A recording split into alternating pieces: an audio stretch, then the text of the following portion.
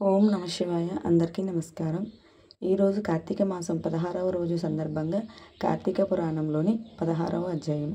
వశిష్ఠ మహర్షి ఇంకా ఇలా చెబుతున్నాడు.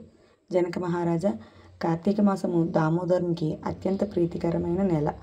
ఆ మాసమందు స్నానము, దానము, వ్రతాలను చేయడం, సాలగ్రామ దానం చేయడం చాలా ముఖ్యం.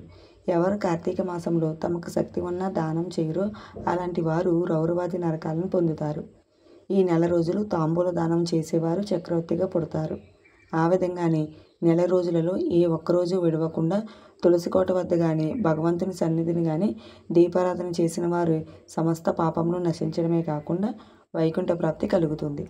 కార్తీక శుద్ధ పౌర్ణమి రోజున నదీ స్నానం ఆచరించి భగవంతుని సన్నిధి యందు ధూప దీప నైవేద్యాలతో దక్షిణ తాంబూలాలతో నారికేల ఫలదానము చేసిన చిరకాలం నుండి సంతానం లేని వారికి పుత్ర సంతానం కలుగుతుంది. సంతానం ఉన్నవారు చేస్తే సంతాన నష్టం జరగదు. పుట్టిన పిల్లలు చిరంజీవులుగా ఉంటారు. ఈ మాసంలో ధ్వజస్తంభం నందు ఆకాశదీపం ఉంచిన వారికి వైకుంఠంలో సకల భోగాల్ని అనుభవిస్తారు. కార్తీక మాసమంతా ఆకాశదీపం కానీ స్తంభదీపం కానీ ఉంచి నమస్కరించిన స్త్రీ పురుషులకు సకల ఐశ్వర్యాలు కలిగి వారి జీవితము ఆనందదాయకంగా ఉంటుంది. ఆకాశదీపం పెట్టేవారు సాలిధాన్యం కానీ నువ్వులు కానీ ప్రమిద అడుగున పోసి దీపాన్ని ఉంచాలి. దీపం పెట్టడానికి శక్తి ఉండి కూడా దీపం పెట్టని వారు లేక దీపం పెట్టేవారిని పరిహాసం ఆడేవారు చుంచు జన్మ ఎత్తుతారు. దీనికి ఒక కథ ఉంది, చెప్తాను విను. ఋషులలో అగ్రగణ్యుడిగా పేరు పొందిన మతంగ మహాముని ఒక చోట ఆశ్రమాన్ని నిర్మించుకొని దానికి దగ్గరలో ఒక విష్ణువు మందిరాన్ని కూడా నిర్మించుకొని నిత్యం పూజలు చేస్తూ ఉండేవాడు. కార్తీక మాసంలో ఆ ఆశ్రమం చుట్టుపక్కల మునులు కూడా వచ్చి పూజలు చేసేవారు. వారు ప్రతిరోజు ఆలయ ద్వారాలపై దీపాలను వెలిగించి చాలా భక్తితో శ్రీహరిని పూజిస్తూ ఉండేవారు. ఒకరోజు ఆ మునులలో ఒక వృద్ధుడు మిగిలిన మునులను చూసి, ఓ సిద్ధులారా, కార్తీక మాసంలో శివకేశవుల ప్రీతి కొరకు స్తంభదీపం ఉంచిన వారికి వైకుంఠ ప్రాప్తి కలుగుతుంది. రేపు కార్తీక శుద్ధ పౌర్ణమి. హరిహరాదుల ప్రీతి కొరకు ఈ ఆలయానికి ఎదురుగా ఒక స్తంభాన్ని పాతి దానిపై దీపాన్ని పెడదాము. కాబట్టి మనమందరం అడవికి వెళ్ళి నీటిపాటి స్తంభాన్ని తీసుకుని వద్దాము రండి అని పలుకగా అందరూ ఆనందభరితులై అడవికి వెళ్ళి చిలువలు పలువలు లేని ఒక చెట్టును మొదలంటగా నరికి దానిని తీసుకువచ్చి ఆలయంలో స్వామికి ఎదురుగా పాతారు. దానిపై సాలిధాన్యం ఉంచి ఆవునీతితో నింపిన పాత్రను దానిపై పెట్టి అందులో ఒత్తివేసి దీపాన్ని వెలిగించారు. తరువాత వారందరూ కూర్చుని పురాణ పఠనం చేస్తూ ఉండగా పెలపెలమని శబ్దం వినిపించి అలా చూడగా వారు పాతిన స్తంభం ముక్కలై పడి దీపం ఆరిపోయి చెల్లాచెదురుగా పడి ఉంది. ఆ దృశ్యాన్ని చూసి వారందరూ ఆశ్చర్యంగా నిలబడిపోయి ఉన్నారు. ఇంతలో ఆ స్తంభం నుండి ఒక పురుషుడు బయటకు వచ్చాడు. వారు అతన్ని చూసి, ఓయ్, నీవెవరువు? నీవు ఈ స్తంభం నుండి ఎలా వచ్చావు? నీ కథ ఏంటి అని ప్రశ్నించారు.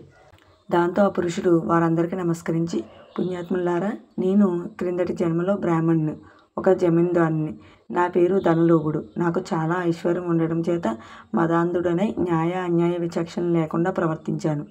దుర్బుద్ధులు అలవాటు చేత వేదాలను చదవకుండా శ్రీహరిని పూజించకుండా దాన ధర్మాలు చేయకుండా ఉన్నాను.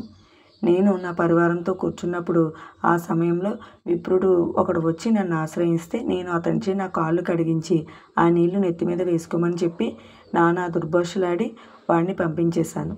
నేను ఉన్నతాసనంపై కూర్చుని అతిథులను నేలపై కూర్చోమని చెప్పేవాడిని. స్త్రీలను పసిపిల్లల్ని హీనంగా చూసేవాడిని.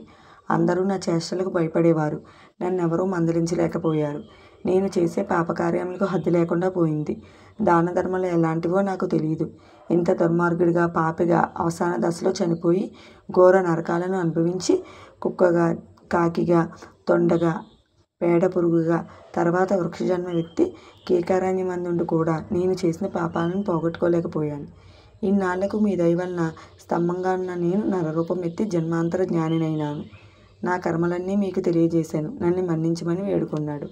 ఆ మాటలు విన్న మునులందరూ చాలా ఆశ్చర్యంతో, ఆహా, కార్తీక మాసం మహిమ ఎంత గొప్పది! అదే కాకుండా కార్తీక శుద్ధ పౌర్ణమి మహిమ వర్ణింపశక్యం కాదు. కర్రలు, రాళ్ళు, స్తంభాలు కూడా మన కళ్ళ ఎదురుగా ముక్తి పొందుతున్నవి. వీటన్నిటికన్నా కార్తీక శుద్ధ పౌర్ణమి ఆకాశదీపం ఉంచిన మనిషికి వైకుంఠ ప్రాప్తి తప్పకుండా సిద్ధిస్తుంది. అందువలన ఈ స్తంభంనకు ముక్తి కలిగింది అని మునులు అనుకుంటూ ఉండగా ఆ పురుషుడు ఆ మాటలు విని, మునిపుంగవులారా, నాకు ముక్తి కలిగే మార్గం చెప్పండి. ఈ జగంలో అందరికీ ఎలా కర్మబంధము కలుగుతుందో, అది ఎలా నశిస్తుందో దాని సందేహాన్ని వివరించండి ప్రార్థించాడు. అక్కడ ఉన్న మునీశ్వర్లందరూ తమలో ఒకడగు అంగీరసమునితో, స్వామి మీరే అతని సంశయాన్ని తీర్చగల సమర్థులు కాబట్టి వివరించండి అని కోరారు. దాంతో అంగీరసుడు ఇట్లా చెప్తున్నాడు. ఇట్లు స్కాంద పురాణ అంతర్గత వశిష్ఠ ప్రోక్త కార్తీక మహాత్మ్యమందలి షోడశాధ్యాయము 16వ రోజు పారాయణము సమాప్తము. అందరికీ ధన్యవాదాలు.